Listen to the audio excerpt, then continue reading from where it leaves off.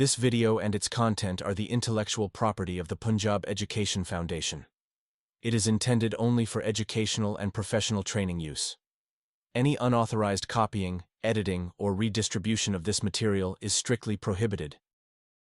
Bismillahirrahmanirrahim. Respected teachers, Assalamu alaikum. I am Zakir Hussain, Master Trainer, Punjab Education Foundation. Respected teacher, इस lecture में हम exercise of unit 12 class 5 के ऊपर बात करेंगे. And the first question is weak form of will not and shall not. Read and say the short form of will not and shall not. तो इसमें देखें ऊपर लिखा हुआ है टेक्स्ट के ऊपर read me. The weak form of will not is won't and weak form of shall not is shan't. तो will not की weak form won't होती है और shall not की weak form क्या होगी? shan't. आपको पता है कि बेसिकली जो विल नॉट की कंट्रैक्टेड फॉर्म है वो वोंट है और शैल नॉट की shan't. Okay, read and say the short form of will not and shall not. पहला सेंटेंस है we shall not watch markhor in Khyber Pakhtunkhwa when we visit it. अच्छा, तो shall not को हम कैसे करेंगे? we shan't watch Markhors in Khyber Pakhtunkhwa when we visit it. तो shall not को shan't पढ़ेंगे. आगे, Haris will not write an essay on the national animal. तो इसकी weak form ऐसी होगी Haris won't write an essay on the national animal. Pakistan will not lose this match. तो क्या होगा? Pakistan won't lose this match. तो will not को won't. अगला है it will not rain today. तो इसको कैसे करना है? It won't rain today. Now make two sentences using the weak form of will not and shall not in your own words. तो आपने करना ये है कि दो सेंटेंस बनाने हैं, एक विल नॉट की वीक फॉर्म और एक शैल नॉट की वीक फॉर्म को अपने सेंटेंसेस में यूज़ करना है. तो पहला क्या है? I won't be attending the meeting tomorrow. I won't be, तो मैं कल मीटिंग अटेंड नहीं करूँगा. दूसरा है we shan't delay any longer, let's begin. तो हमें मज़ीद डिले नहीं करना चाहिए और शुरू करें. ओके जी, नेक्स्ट है reading and critical thinking. Reading comprehension के क्वेश्चंस हैं, page number 120. Answer these questions. पहला क्वेश्चन है जी, what do markhor eat? Dear teacher, जैसे मैं आपको पहले भी कहता हूँ कि आपने बच्चों को कहना है कि वो खुद से आंसर बनाएं. What do markhors eat? Markhor eat grass in the spring and summer but feed on leaves, herbs, fruit and flower in winter. तो मारखोर सर्दियों में तो पत्ते खाता है, हर्ब्स जड़ी बूटियाँ, फ्रूट और फ्लावर खाता है. लेकिन मारखोर क्या करता है? मौसम बहार में और गर्मियों में क्या कहते हैं? घास खाता है. तो उसको सुन लीजिएगा, markhor eat grass in spring and summer but feed on leaves, herbs, fruit and flower in winter. लेकिन मैं कहूँगा कि आपने डायरेक्ट आंसर फ़ौरन नहीं लिख देना. आपने सवाल लिखना है और बच्चों से कहना है कि चाहे वो टेक्स्ट बुक यूज़ कर लें, लेकिन let them find out the answers. अगला है जी, how long are the horns of a markhor? Markhor के सींग कितने लंबे होते हैं? The horns on male markhors are nearly 63 inches. तो जो मेल माखोर है उसके कितने 63 इंच लंबे सींग होते हैं, and on females around 10 inches long. और जो मर है, जो मादा है, उसके ऊपर 10 इंच लंबे सींग होते हैं। How long can a markhor live? तो कितना अरसा एक माखोर ज़िंदा रह सकता है? A markhor has life span of 12 to 13 years. तो माखोर जो है वो 12 से 13 साल का ज़िंदगी का दौरानिया इसका होता है। अच्छा जी, आगे है look at the given calendar, read it and answer the given questions. तो यहाँ पे पूरे साल के जो 12 महीने हैं उनका एक कैलेंडर दिया गया है। तो फिर सवाल पूछा गया है कि how many months with 30 days are there on the calendar. तो आप गौर से देखें तो साल के कितने महीनों के 30 डेज़ होते हैं। तो आपको पता है ना, वो पहले कहा जाता है कि 30 days have September, April, June and November. तो यानी 4 महीने हैं जिनके 30 डेज़ हैं। तो वो बोला जाता है ना कि 30 days have September, April, June and November. तो ये एक यानी रिदमिक कह लें कि एक वर्स से बन गई है कि 30 days have September, April, June and November. तो there are 4 months with 30 days on the calendar, April, June, September and November. तो 30 दिन जो हैं वो 4 महीनों के हैं। ओके, नेक्स्ट क्वेश्चन है which day of November is the first day of this month. अच्छा, आपने जो कैलेंडर के ऊपर दिया गया है उसके मुताबिक जो जवाब है कि Thursday is the first day of November in the given calendar.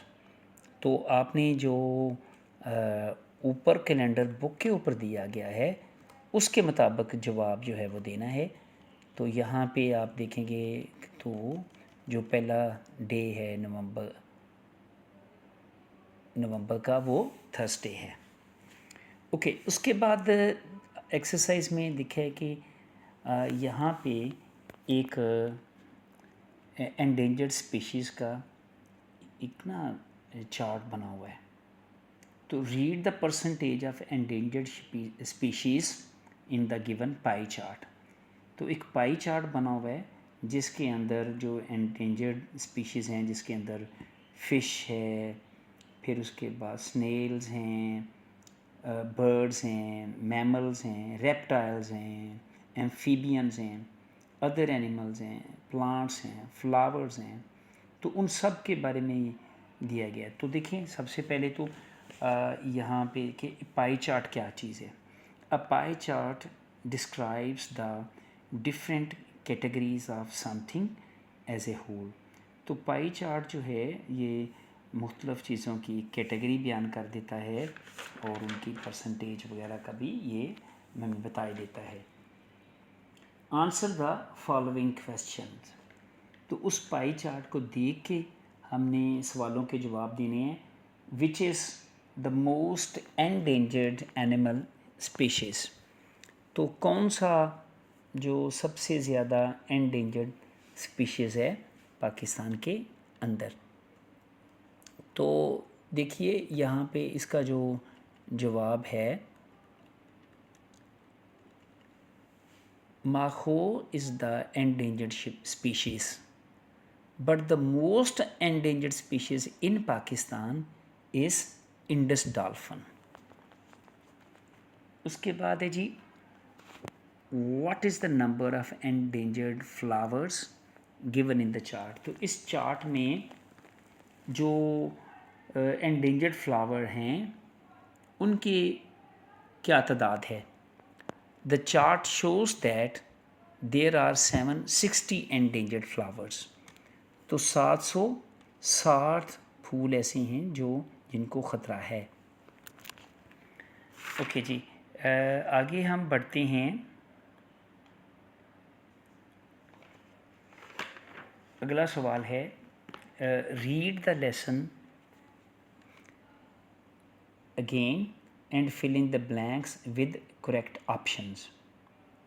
पहला जी, markhor is the national animal of dash. Option number 1 है Iran, option number 2 India, option number 3 Pakistan और ऑप्शन नंबर 4 बांग्लादेश। तो इसका जवाब इजी है कि markhor is the national animal of Pakistan. तो जो ऑप्शन 3 है ये इसका करेक्ट आंसर है। अगला है जी, there are dash species of markhor found in Asia. तो एशिया के अंदर जो मारखोर की कितनी किस्में हैं। पहली ऑप्शन में बताया गया 2, दूसरी में कहा गया है 3, तीसरी में कहा गया 4 और चौथी में कहा गया 5। तो करेक्ट आंसर क्या है, there are 3 species of markhor found in Asia. तो यहाँ पे ऑप्शन नंबर 2 इसकी करेक्ट है। अगला है जी, male markhors are nearly dash inches long. तो मेल मारखोर की तकरीबन कितनी ऊंचाई होती है। तो इसमें पहले में कहा गया 60, दूसरी ऑप्शन है 61, तीसरी ऑप्शन में कहा गया 62 और चौथी ऑप्शन में कहा गया 63। तो male markhors are nearly 63 inches long, यानी 4th ऑप्शन इसकी करेक्ट है। Okay, like other gods markhors are dash animals. तो बाकी बकरियों की तरह मारखोर भी डैश एनिमल कौन सा जानवर है। तो उसमें ये कहा गया है कि ओमनीवोरस, हर्बीवोरस, कार्निवोरस और चौथी ऑप्शन कही गई है हंटर। तो ये हर्बीवोरस एनिमल है। तो सेकंड ऑप्शन इसकी करेक्ट है। ओके, आगे बढ़ते हैं। तो यहाँ कहा गया है सर्च द इंटरनेट या library to find out about the national animals of any 5 countries. तो आपने इंटरनेट पे जाके 5 मुल्कों के जो नेशनल एनिमल्स हैं उनको आपने ढूंढना है। तो ये किसी भी मुल्क के कोई, जैसे इंडिया है, पाकिस्तान है, अफ़गानिस्तान है, अमेरिका है, सऊदी अरब है, ईरान है, यानी पूरी दुनिया में किसी भी, तो ये आप इंटरनेट से सर्च आउट कर सकते हैं। ओके, अगला है जी, learning to spell. Fill in the missing letters to complete the words. ठीक है, पहला है डैश EAK। तो यहाँ पे इजी है, आप शुरू में पी लगा लें तो क्या बनेगा, पीक। ठीक है, तो PEAK पीक यानी चट्टान, चोटी। तो यहाँ पे पी लगेगा। उसके बाद है डैश AV डैश ERY। तो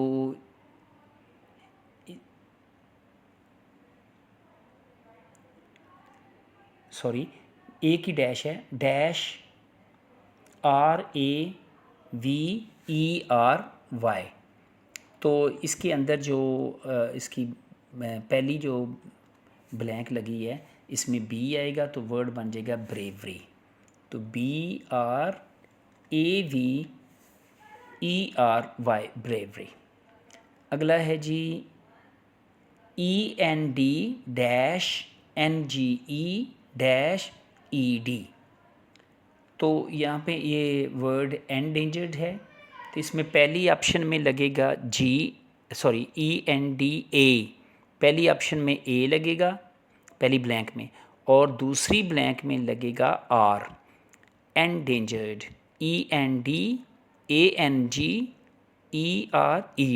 एंडेंजर्ड। नेक्स्ट है जी H डैश NT। तो यहाँ क्या लगेगा, U लगेगा तो ये बन जाएगा हंट। नेक्स्ट है AT ब्लैंक RACTIVE। तो यहाँ ब्लैंक की जगह पे T आएगा तो ये बन जाएगा वर्ड एट्रैक्टिव। अगला है TROPH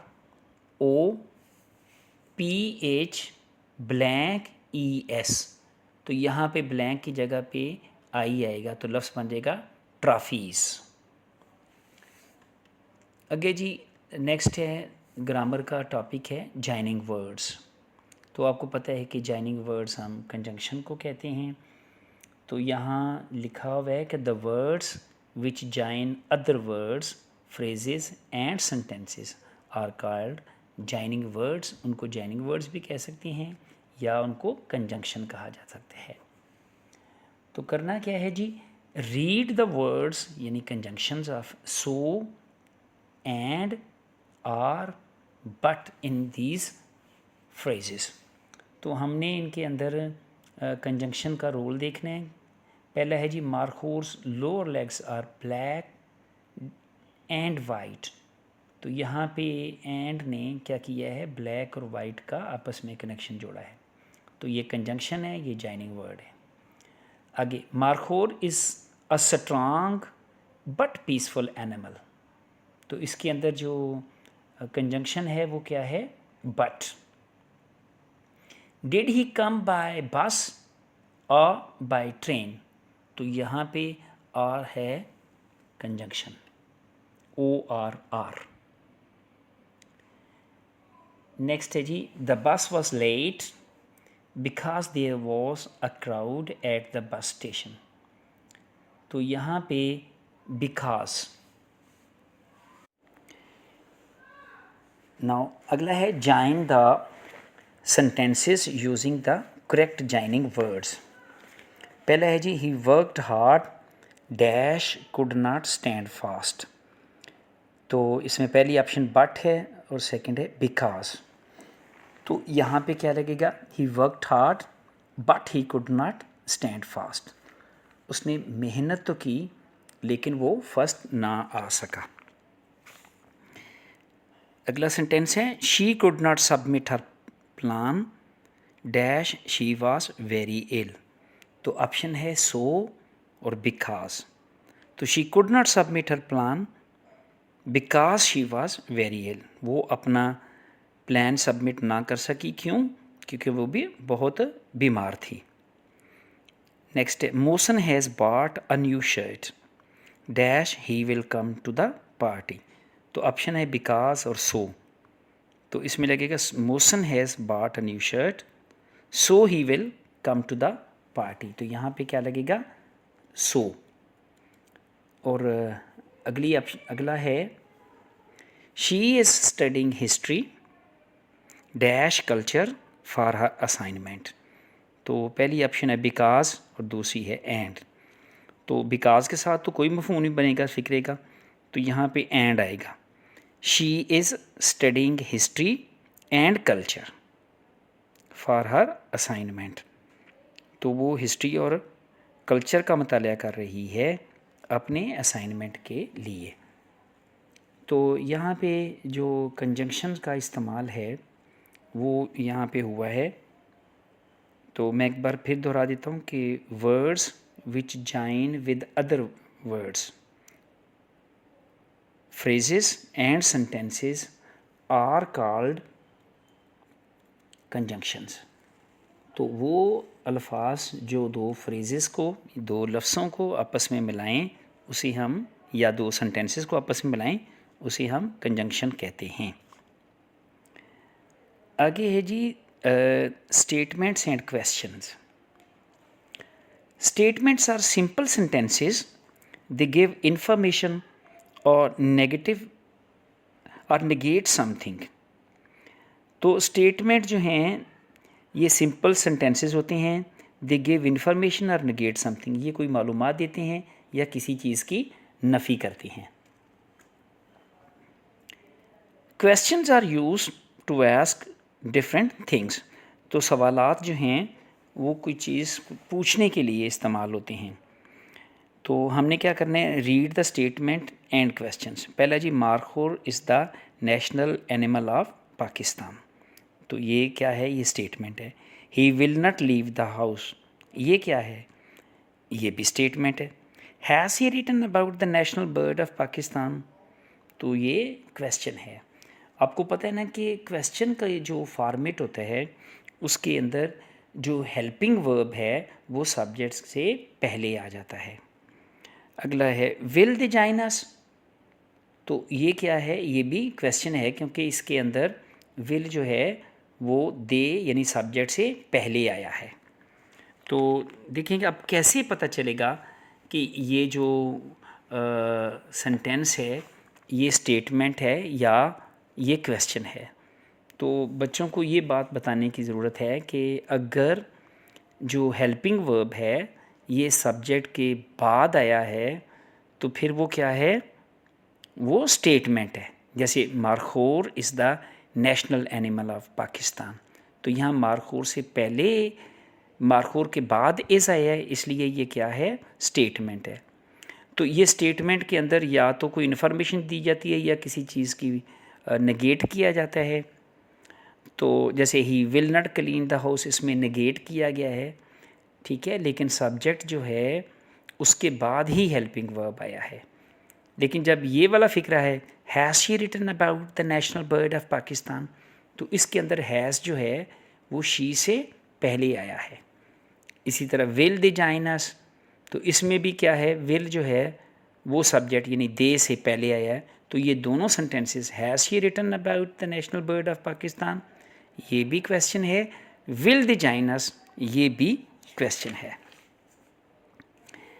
आगे हमने देखें कि ये कुछ सेंटेंसेस हैं, इसमें कहा गया है read the sentences and right S for statement and Q for a question.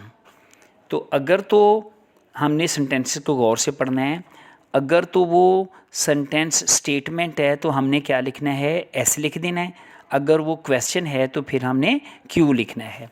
Okay, पहला सेंटेंस है मारखोर लिव्स इन माउंटेन, तो ये क्या है, ये यकीनन स्टेटमेंट है, तो हम इसके आगे क्या लिखेंगे, एस। अगला सेंटेंस है how long can markhor live, तो मारखोर कितना अरसा जी सकते हैं, how long can markhor live, तो चूँकि इसमें कैन जो है वो पहले आया है तो इसलिए ये क्या है, क्वेश्चन है। और देखें इसकी निशानी आपको ये भी नज़र आ रही है कि इंटेरोगेटिव साइन भी लगा है, तो ये क्वेश्चन है। और फिर हाउ लॉन्ग, फिर इंटेरोगेटिव प्रोनाउन भी शुरू में यूज़ हुआ है। अगला है जी व्हाट डू मारखोर्स ईट, तो इसमें भी व्हाट का यूज़ हुआ है, फिर डू जो आया है सवाल पूछने के लिए, तो ये भी क्वेश्चन है और इसके आगे हम क्यू लिखेंगे। Next, markhor is an endangered species, चूँकि इसमें कोई इन्फॉर्मेशन दी गई है, मालूमात दी गई है और जो हेल्पिंग वर्ब है वो सब्जेक्ट के बाद आया है, इसलिए हम क्या कहेंगे कि ये क्या है, स्टेटमेंट है। Markhors are killed by hunters for their meat and horns, इसमें भी इंफॉर्मेशन दी गई है और देखिए जो हेल्पिंग वर्ब है वो आर है और ये सब्जेक्ट के बाद आया है, तो इसलिए ये भी क्या है, स्टेटमेंट है। ओके जी, आगे बढ़ते हैं। Right 5 statements and question each in your notebook. करना क्या है कि आपने 5 स्टेटमेंट और 5 क्वेश्चन लिखने हैं। तो मैं एग्जांपल दे रहा हूँ, आप वैसे तो बच्चों को खुद से लिखने दीजिएगा। तो स्टेटमेंट में आ देते हैं the sun rises in the east, ये स्टेटमेंट है। My favourite colour is blue, ये भी statement. Birds fly in the air, ये भी स्टेटमेंट है। I have a pet cat, चूँकि ये पॉजिटिव सेंटेंस है ये भी, तो ये स्टेटमेंट है। The book is on the table, तो बुक जो है, अच्छा, तो जितने यानी कह लें कि जो पॉजिटिव सेंटेंसेस होते हैं और जो नेगेटिव सेंटेंसेस हैं वो स्टेटमेंट कंसीडर होंगे और जिनमें क्वेश्चन सवाल पूछा जाएगा वो क्वेश्चंस हैं। तो आइए अब 5 सेंटेंसेस हम क्वेश्चन के लिखते हैं। पहला है are you feeling well today, तो इसमें चूँकि आर शुरू में आया है और आखिर में क्या आया है, सवालिया निशान, तो ये क्वेश्चन है। अगला व्हाट इज़ योर नेम, फिर did you finish your homework, इसमें भी क्वेश्चन मार्क आया है, शुरू में डिड आया है। वेयर, तो ये भी question, where is the nearest park, can you help me please. तो यहाँ पे हमने 5 स्टेटमेंट और 5 क्वेश्चन दिए हैं। अगला है जी, read the following use of the question words. तो पहले हम उसको पढ़ने से पहले ये देख लेते हैं कि क्वेश्चन वर्ड्स होते क्या हैं। The words which are used to ask questions are called question words. वो अल्फाज जो सवालात पूछने के लिए इस्तेमाल किए जाते हैं उनको हम क्वेश्चन वर्ड्स कहते हैं। और ये जो क्वेश्चन वर्ड्स होते हैं कौन से हैं, वो हैं विच, वेयर, when, whose, what और where। तो ये हैं question words. Now read the following use of the question words. ये अल्फाज को आप पढ़िए और ताकि आपको अंदाज़ा हो सके कि क्वेश्चन वर्ड्स का क्या रोल है सेंटेंसेस के अंदर। What is the time by your watch, तो व्हाट क्वेश्चन वर्ड है। Where is the national park in Nathia Gully? Who is outside?